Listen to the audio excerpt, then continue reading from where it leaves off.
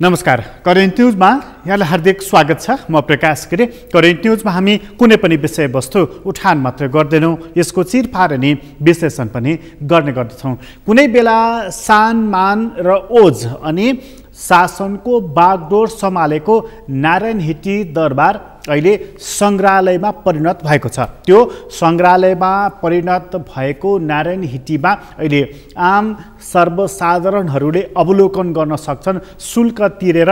अनि त्यो शुल्क तिरेर नारायण हिटी दरबारमा गएर तत्कालीन दरबार राजा राज संस्थाले के प्रयोग गर्थ्यो भन्ने कुराको त्यहाँनिर अवलोकन प्रत्यक्ष रूपमा मानिसहरूले गर्ने गर्दछन्। त्यसमा अझै एक दुई कुराहरू थपिएका छन्।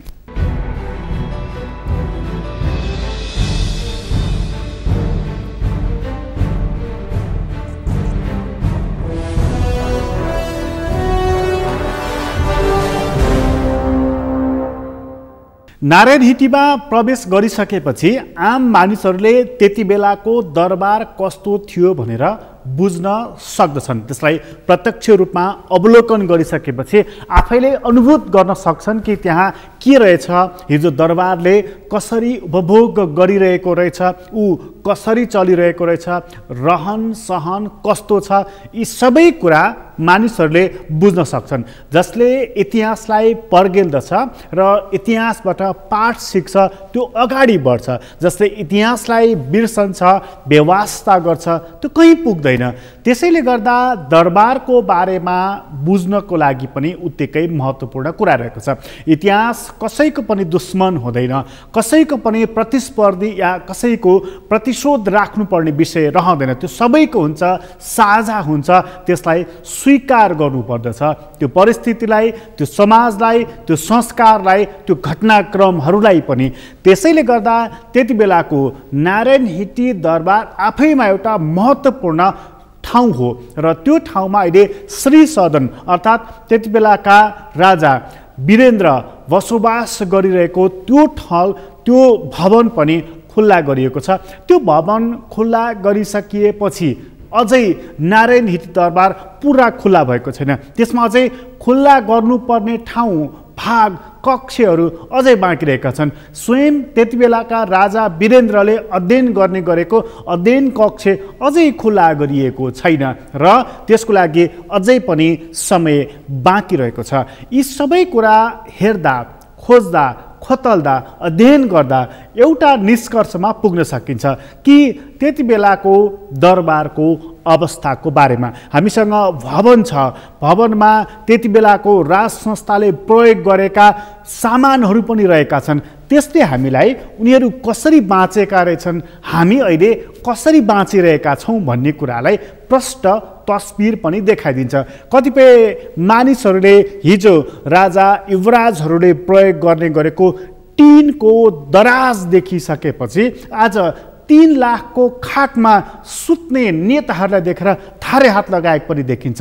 तपाईँ कति सुखशयलमा बाँच्ने, अर्थात् एउटा भनाइ छ कि पुरानो कोट लगाऊ, नयाँ किताब किन भनेर। तर तपाईँ पुरानो कोट होइन, नयाँ कोट लगाउने किताब चाहिँ पढ्दै नपढ्ने अवस्था बन्यो भने त्यो राज्य कस्तो बन्ला, नयाँ नेपाल भने पनि कस्तो बन्ला, यसरी प्रश्नहरू तिर्सिएका छन्। जब दरबारका कुना कुना, कोठा कोठा खुल्न थालेका छन्, यो सँगै मानिसहरूको मनमा प्रश्नहरू पनि अनेकौँ जन्मन थालेका छन्। त्यो प्रश्नकै बिचमा आज हामी नारायण हिटी दरबार सङ्ग्रहालयमा त परिणत भयो। सङ्ग्रहालयमा परिणत हुँदाखेरि त्यो दरबारमा के रहेछ, त्यो दरबार के थियो, त्यो दरबार कस्तो थियो भनेर आज हामी कुराकानी गर्दैछौँ। सुरुवातमा चाहिँ त्यो दरबार के थियो, त्यो दरबार कस्तो छ, सुरुवातमा एउटा रिपोर्ट यहाँ प्रस्तुत गर्दछौँ।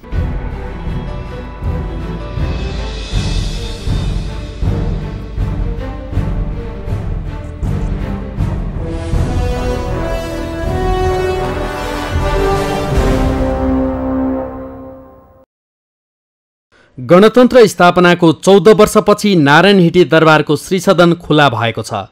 240 वर्षसम्म शासन गरेको शाहवंशले नारायण हिटीलाई 135 वर्षसम्म निवासको रूपमा प्रयोग गरेको थियो।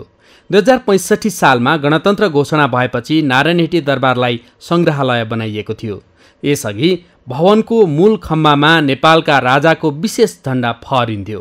गणतन्त्र घोषणाको ठिक 8 महिनापछि तत्कालीन प्रधानमन्त्री पुष्पकमल दाहाल प्रचण्डले सङ्ग्रहालय सर्वसाधारणका लागि खुला गराएका थिए। नारायणहिटी सङ्ग्रहालय 753 रोपनी क्षेत्रफलमा फैलिएको छ भने दरबारले 318 रोपनी क्षेत्रफल ओगटेको छ। राजनैतिक विस्थापनसँगै सङ्ग्रहालयमा परिणत भएको नारायणहिटी दरबारभित्र रहेको तत्कालीन राजा वीरेन्द्रले प्रयोग गर्ने गरेको श्रीसदन सर्वसाधारणका लागि खुला गरिएको हो। नारायणहिटी दरबारमा कुल 52वटा कोठा छन्। रोचक कुरा के छ भने यी दरबारका 52वटै कोठाको ढोकाको नाम हिमालको नामबाट राखिएको छ र यी सबै कोठाको नाम देशका 75वटा जिल्लाको नामबाट राखिएको छ। शाहवंश ढलेर देशमा गणतन्त्र आएसँगै दरबारको सम्पत्ति राष्ट्रिय ढुकुटीमा ल्याइएको छ भने दरबारलाई चाहिँ सङ्ग्रहालय बनाइएको छ। दरबारको एक हिस्सामा अहिले पनि तत्कालीन बडा महारानी रत्नराज्य लक्ष्मीको निवासको रूपमा प्रयोग गरिँदै आएको छ। तर सङ्ग्रहालयको रूपमा खुल्ला भएको दरबार पनि 10-12वटा कोठा अझै पूर्ण रूपमा खुल्न बाँकी छ। तिनको आवश्यक मर्मत र सम्भारपछि खोल्ने तयारी नेपाल ट्रस्टले गरेको छ। अब खुल्न बाँकी कक्षहरूमा तत्कालीन राजा वीरेन्द्रको अध्ययनका लागि प्रयोग गर्ने गरेको कक्ष बाँकी छ। त्यस्तै अन्य कक्षहरू पनि खुल्न बाँकी छन्।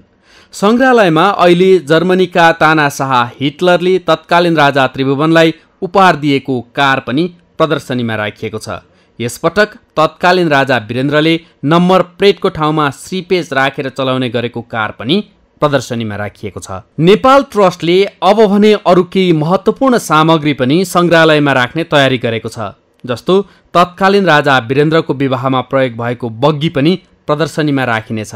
तर यो बग्गी अहिले नेपाली सेनाको स्वामित्वमा छ। यसलाई सङ्ग्रहालयमा ल्याउन पत्राचार गर्ने क्रम सुरु भएको छ। कुनै बेला नेपालको शासनको मुख्य बागडोर सम्हालेको नारायणहिटीमा अहिले राजा छैनन्। राष्ट्रको प्रमुख ठाउँ राष्ट्रपतिले लिएका छन्। नेपालले अभ्यासमा ल्याएको संसदीय प्रजातन्त्रमा सरकार प्रमुख राष्ट्रपति छन् भने कार्यकारी प्रमुख प्रधानमन्त्री छन्। यसो हुँदै नेपाल अहिले सङ्घीय लोकतान्त्रिक गणतन्त्रमा परिणत भएको छ। तर राजनीतिक व्यवस्था परिवर्तनपछि पनि अनेक प्रश्न भने रहेका छन्। खासमा व्यवस्था परिवर्तनसँगै नयाँ परिपाटीमा राज्य सञ्चालनको ढाँचा र खाका पनि कोरिनु पर्छ। तर नेपालमा हिजो संवैधानिक राजतन्त्र कालखण्डमा जस्तो प्रणाली थियो, अहिले सङ्घीय गणतन्त्रमा पनि उस्तै परिपाटी देखिन्छ। राजनीतिक दलका नेताहरूले भाषण गर्ने क्रममा गणतन्त्र, सङ्घीयता, धर्मनिरपेक्षताका बारेमा लामो लामो टिक्का टिप्पणी सहितको भाषण दिने गरेका छन्। तर आम जनताले खोजेको वास्तवमै यस्तै हो त? हिजो दरबारमा बसेर राजाले शासन गर्थे र त्यो ठाउँमा जनताको प्रतिनिधि पुग्नु नै अभिष्ट पुरा हुनु हो त? नारायणहिटी दरबार आज खुल्ला छ र यसलाई हरेक नागरिकले अवलोकन गर्न सक्छन्। हिजो दरबारले एउटा टिनको दराज, सामान्य पर्दा, कार्पेट हालेर पनि सान र मान राखेको देखिन्छ। तर गणतन्त्रमा करोडौँका पर्दा कार्पेट किन चाहिन्छ? आज राष्ट्रपतिलाई शीतल निवासबाट एयरपोर्ट जान हेलिकप्टर किन चाहिन्छ? महँगा गाडी किन चाहिन्छ?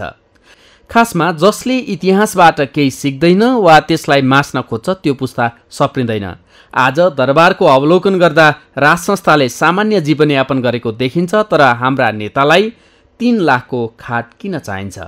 महँगो पेय पदार्थ किन चाहिन्छ? दरबारलाई सामन्ती भनिरहँदा समाजवादी वा सर्वहाराको प्रतिनिधिको जीवनलाई निहाल्ने कि ननिहाल्ने?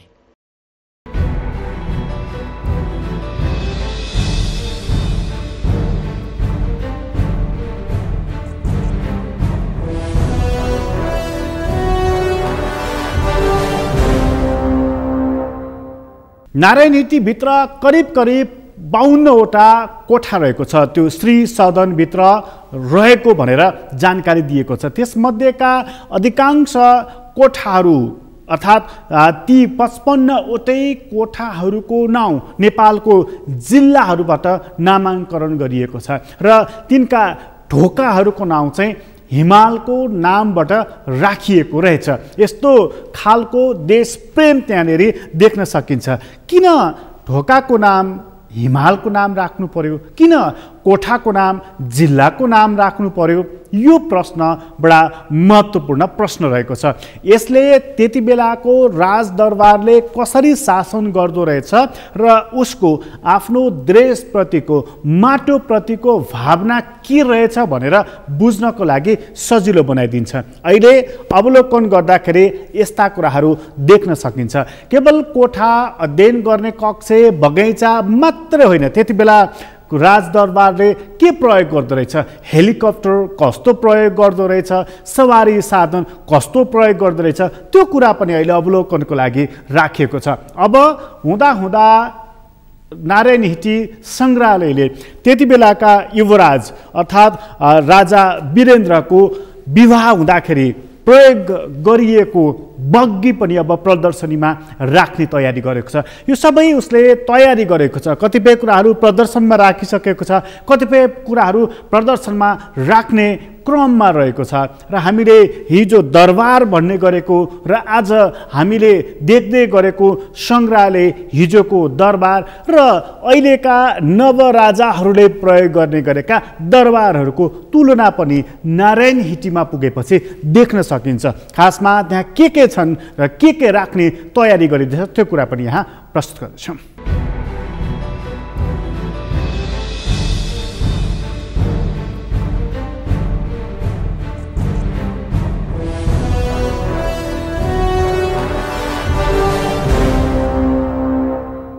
नारायण दरबार सङ्ग्रहालयमा चाहिँ कस्तो छ भने 52वटा कक्ष मध्ये सबै ढोकाहरू हिमालको नाममा छन्, सबै कोठाहरू जिल्लाहरूको नाममा छ। त्यस्तै त्यहाँ चाहिँ अहिले हामीले रसुवा, मोनाङ, मुस्ताङ, जाजरकोट, प्युठान जस्ता 10-12वटा जिल्लाहरू अझै हामीले खोल्न बाँकी नै छ। त्यस्तै त्यहाँ श्री5को अध्ययन कक्ष हामीले खोल्न बाँकी छ। त्यहाँभित्र एउटा सिनेमा हल छ, त्यसलाई पनि हामीले खोलेर एउटा डकुमेन्ट्री देखाउने हाम्रो लक्ष्य छ। त्यो हामी क्रमशः गर्दै जाँदैछौँ।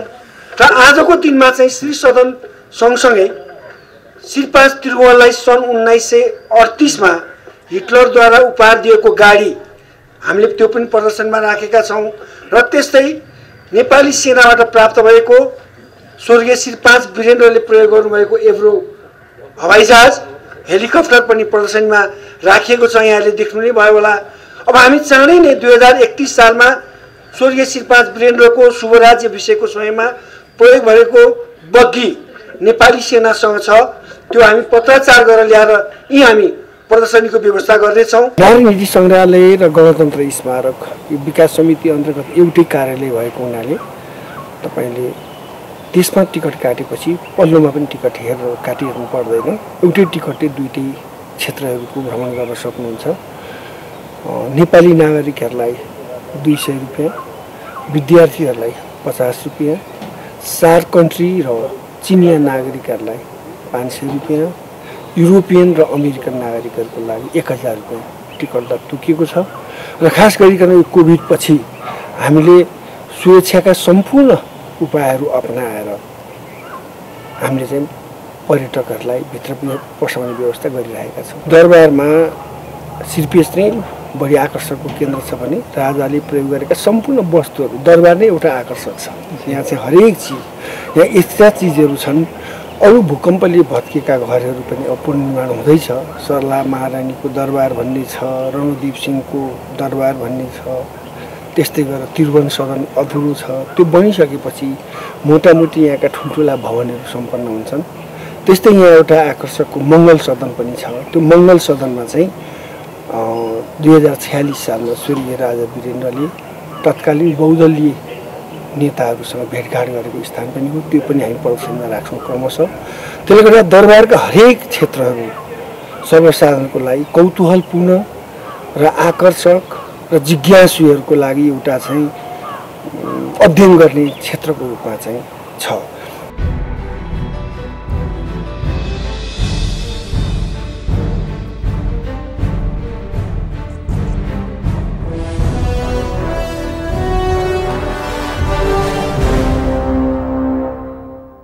नारायण हिटी दरबार पुगिसकेपछि मानिसको मनमा एउटा स्वाभाविक प्रश्न हुन्छ कि राजाको शयन कक्ष कस्तो थियो, कस्ता खाटहरू, कस्ता सोफाहरू, कस्तो कुराहरू राखिएको थियो होला, कसरी बस्थे होला, उनीहरू अत्यन्तै सुख शैल आनन्दमा बस्थे होलान् भन्ने मानिसहरूको एउटा स्वाभाविक जिज्ञासा हुने गर्दछ। जो दरबार मार्ग पुगेको हुन्छ अगाडि ठडिएको टावरलाई देखेर यही हो दरबार भन्ने गर्दछ। तर जब श्री सदन खुलेको छ, त्यो श्री सदन खुलिसकेपछि राजपरिवार कस्तो ठाउँमा बस्दो रहेछ भन्ने कुरा अहिले तस्बिर छर्लङ्ग भएको छ, प्रष्टै पनि भएको छ। सामान्य ढङ्गबाट उनीहरू बसोबास गर्दो रहेछन्, लिवाज सामान्य लगाउँदा रहेछन् अनि उनीहरूको कोठाको सजावट हेर्दाखेरि पनि अत्यन्तै भव्य भयङ्कर त्यस्तो देखिएको छैन। तर त्यसैलाई अलिकति यता तुलना गरौँ। आज एउटा सामान्य नागरिकको कोठालाई, घरलाई हेर्ने हो भनेदेखि र बगैँचालाई पनि हेर्ने हो भने कसरी सजाइएको छ, कस्ता भर्याङका रेलिङहरू हालिएका छन्, कस्ता टाइल र मार्बलहरू हालिएका छन्, कस्ता ग्रेनाइटहरू हालिएका छन्, यो सजिलै अनुमान गर्न सकिन्छ। कस्ता फर्निचरहरू मलेसियादेखि मगाइएका छन्, यो पनि सजिलै बुझ्न सकिन्छ। त्यसैले हामी किन यस्तो भएछौँ भन्ने कुरा दरबारलाई हेरेर अहिले बुझ्न सकिन्छ र सच्चिने ठाउँ पनि त्यसैले देखाइदिन्छ। अर्थात् हामी जानुपर्ने बाटो र ठाउँ पनि त्यसैले देखाइदिन्छ।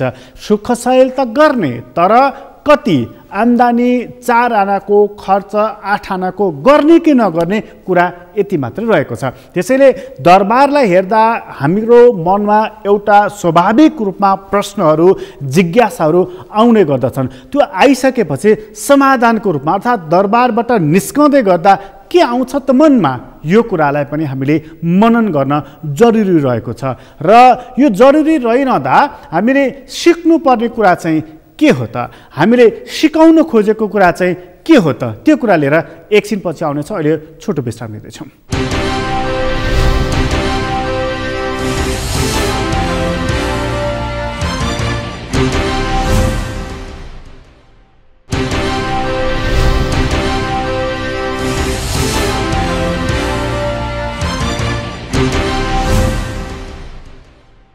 विश्रामपछि पुनः स्वागत छ। हामी करेन्ट न्युजमा छौँ र करेन्ट न्युजमा कुराकानी गर्दैछौँ दरबारको बारेमा। जुन दरबार नारायण हिटी दरबार झन्डै झन्डै 135 वर्षसम्म त्यो दरबारलाई निवासको रूपमा शाहवंशले प्रयोग गरेको थियो 240 वर्षको शासन अवधिको बिचमा। यो 240 वर्षमध्ये 135 वर्ष जति निवासको रूपमा प्रयोग गरेको नारायण हिटी दरबारकै लागि मात्रै करिब 314 रोपनी जमिन प्रयोग गरिएको छ। बाँकी ठुलो हिस्सा करिब 700 रोपनीको त्यहाँनिर नारायण हिटी दरबारले चर्चेको छ।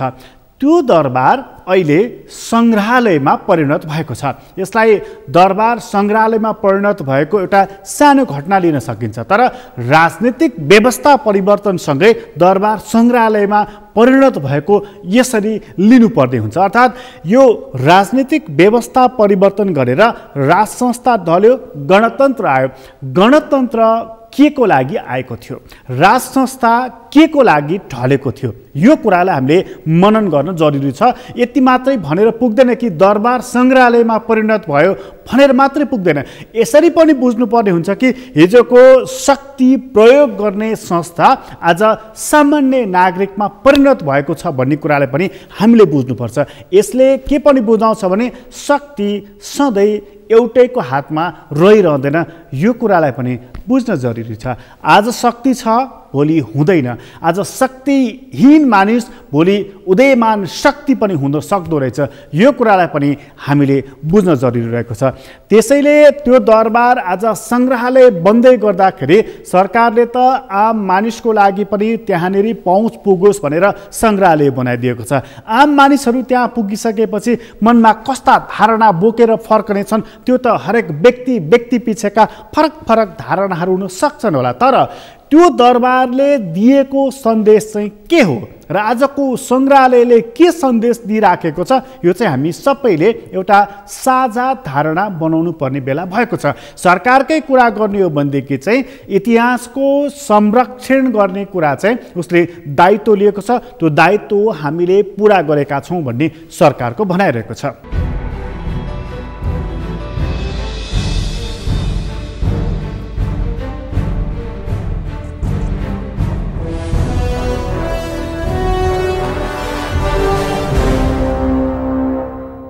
राजतन्त्रको अन्त्य गर्न हिँडेको मान्छे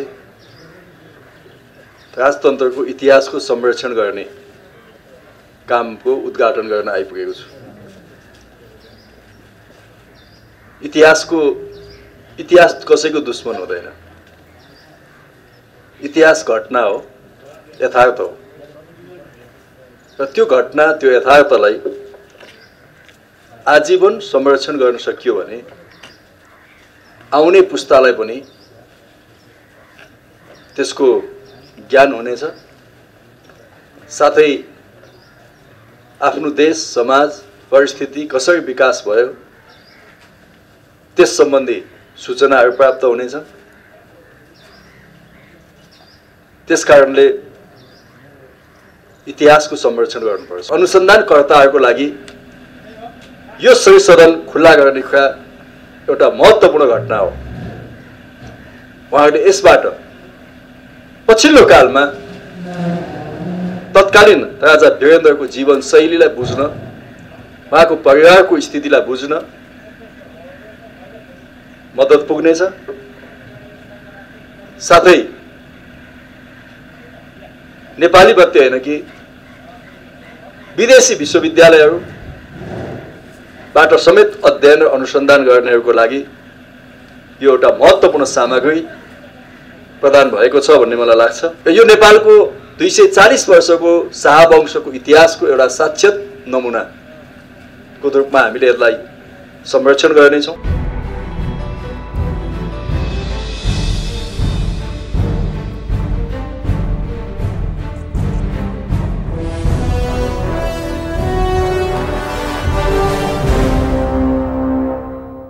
इतिहासको संरक्षण गर्नुपर्छ, त्यसलाई सुरक्षित पनि राख्नुपर्दछ र हरेक व्यक्तिले काम गर्दाखेरि इतिहासको पन्नामा सुरक्षित हुने गरी गर्नुपर्दछ, इतिहाससँग डराउनु पर्दछ त्यस मानेमा। तर काम गर्दा कस्तो गर्ने भन्ने कुरा चाहिँ यस्तै कुराहरू खोज्दै खोतल्दै जाँदाखेरि पनि मानिसले बुझ्न सक्छ कि राम्रो काम गरे सुरक्षित भइदो रहेछ, त्यो चिरस्थायी पनि हुँदो रहेछ, नराम्रो काम गरे ढल्दो रहेछ। भर्खरैका कुरा गर्ने हो भनेदेखि पनि उग्र कुरा गर्ने, उदण्ड कुरा गर्ने अमेरिकाको राष्ट्रपति डोनाल्ड ट्रम्प पराजित भएका छन् र अर्को व्यक्ति त्यहाँनिर निर्वाचित भएका छन्। कोही पनि व्यक्ति अजर अमर हुँदैन र सूर्य चन्द्र रहेसम्म शक्तिमान पनि हुँदैन। यदि उसले राम्रो काम गर्न सकेन, जनतालाई खुसी पार्न सकेन, सुशासन दिन सकेन भने कुनै पनि व्यवस्था, कुनै पनि शासक टिक्दैन। यो कुरालाई त्यो अर्थमा पनि लिनुपर्दछ। तर त्यो अर्थमा जबसम्म शासन सत्ताको उपभोग गरिरहेको हुन्छ, त्यो उपभोग गरिरहेको मानिसले त्यसलाई ख्याल गरेको हुँदैन। जुन दिन सडकमा आउँछ उसले यही कुरा बुझ्ने गर्छ, महसुस गर्ने गर्दछ, शक्ति त सधैँ हुँदो रहेनछ आफ्नो हातमा भनेर। यो कुरालाई एकछिन यहीँनिर थाती राख्ने हो भनेदेखि इतिहासको संरक्षण गर्ने कुरालाई चाहिँ हामीले मनन गर्नुपर्ने हुन्छ। इतिहासको संरक्षण गर्ने गर्दा पछिल्लो समयमा भर्खरै रानी पोखरीको पुनर्निर्माण भएको छ, मानिसले सराहना गरेका छन्। धरहरा बन्दैछ, त्यसको पनि मानिसहरूले सराहना गरेका छन्। रत्न पार्क एउटा बिम्ब बनेको छ, तर त्यो रत्न पार्कको नाम परिवर्तन गरेर शङ्खदर साखुवा पार्क भनेर राखिएको छ। शङ्खदर साखुवाको नेपाल सम्बत चलाउने कुरामा निकै महत्त्वपूर्ण योगदान छ। यसमा कसैले आँखा चिम्लेको छैन, चिम्लनु पनि हुँदैन। तर रत्न पार्कको नाम परिवर्तन गरेर अर्को कुनै विभूतिको नाम त्यहाँनिर राख्नुपर्ने अवस्था चाहिँ किन?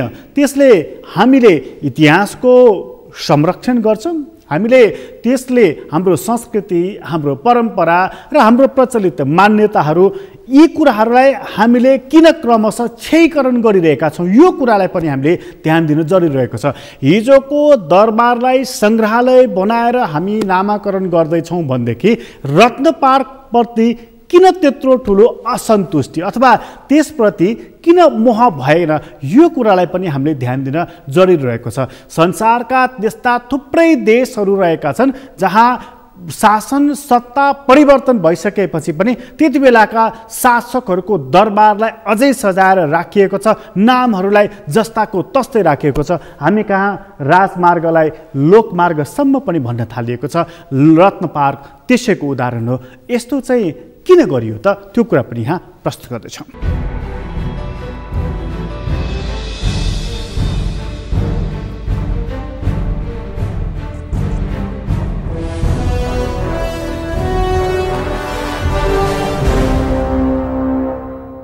नेपाल सम्बन्धका प्रवर्तक शङ्खधर साखवा र चाहिँ नि वाम प्रजातान्त्रिक आन्दोलनका नेता, मानवाधिकारवादी नेता, सबै भाषा, जाति, धर्म, संस्कृति, जाति जनजातिका सबैको मतलब चाहिँ हित कल्याणको लागि आफ्नो जीवनको अन्तिम क्षणसम्म पनि उहाँले देखाउनु भएको एउटा योगदानको उच्च मूल्याङ्कन सम्मान स्वरूप अब उहाँको हामीले जुन दुईटा शालिगलाई अनावरण गरेर आज एउटा ऐतिहासिक कामको चाहिँ नि समापन गरेका छौँ। यस्तै महान कार्यमा, यस्तै मतलब चाहिँ नि इतिहासलाई सम्मान गर्ने, इतिहासलाई निर्माण बुझ्नेदेखि लिएर स्थापित गर्नेदेखि लिएर सिङ्गु महानगरको चाहिँ नि समग्र एकीकृत विकासको अभियानमा महानगर अगाडि बढ्नेछ। हामी सबै महानगरको अभियानमा घोस्टेमा हाइसे गर्दै हामी साथसाथै हामी अगाडि बढ्नेछौँ।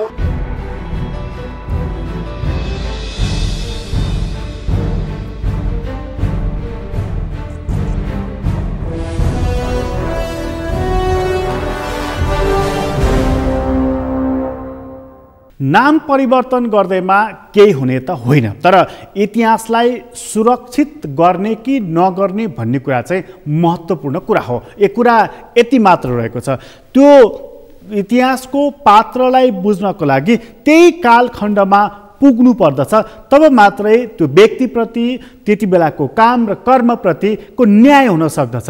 त्यो समयलाई आजको समयसँग तुलना गरेर, त्यो पात्रलाई आजको पात्र र समयसँग तुलना गरेर यदि तपाईँले मूल्याङ्कन गर्न थाल्नुभयो भने त्यो सदा सर्वथा गलत हुन्छ।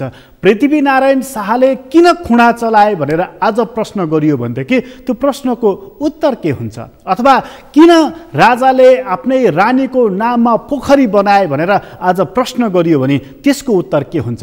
किन कुनै राजाले एउटा पार्कको नाम आफ्नै रानीको नाममा राखे भनेदेखि त्यसको उत्तर के हुन्छ। यसका उत्तरहरू बडा कठिन हुन्छन् कि त्यसरी जाँदै जाँदै गर्दा ताजमहल किन बन्यो भन्नेसम्मको प्रश्नहरू हुने गर्दछन्। त्यसैले इतिहासलाई हामीले इतिहासकै रूपमा रहन दिनुपर्दछ। त्यो रहन दिएन भनेदेखि त्यसले आफ्नो गरिमा त गुमाउने नै छ, नयाँ कुरा पनि स्थापित हुन सक्ने छैन। त्यसैले गर्दा नारायण हिटी दरबारलाई सङ्ग्रहालय बनाइरहँदाखेरि अब त्यो सङ्ग्रहालय रहँदाखेरि पनि त्यसको इज्जत, सान, मान र ओजलाई हामीले कायम राख्नु सक्नुपर्छ, ताकि सन्ततिहरूले यो कुरा बुझुन् कि दरबारमा पुगेपछि हाम्रो त्यति बेलाको दरबारको भवन मात्र होइन, कुरा यति पनि उठेको छ कि त्यति बेलाका वनस्पतिहरू के थिए भन्ने कुरालाई पनि हामीले जगेर्ना गर्नुपर्छ। सानो सानो कुराहरूको पनि महत्त्व हुन्छ। अंश अंश मिलेर मात्रै एउटा ठुलो चित्र बन्दछ। त्यो कुरालाई ध्यान दिन सकिएन भनेदेखि हामीले त्यसको संरक्षण र जगेर्ना गर्न सक्दैनौँ। त्यतातर्फ पनि ध्यान दिन जरुरी रहेको छ। करेन्ट न्युज अहिलेलाई यति नै। करेन्ट न्युजबाट म प्रकाश गिरीलाई बिदा दिनुहोस्। सगरमाथा टेलिभिजन हेर्दै गर्नुहोला। नमस्कार।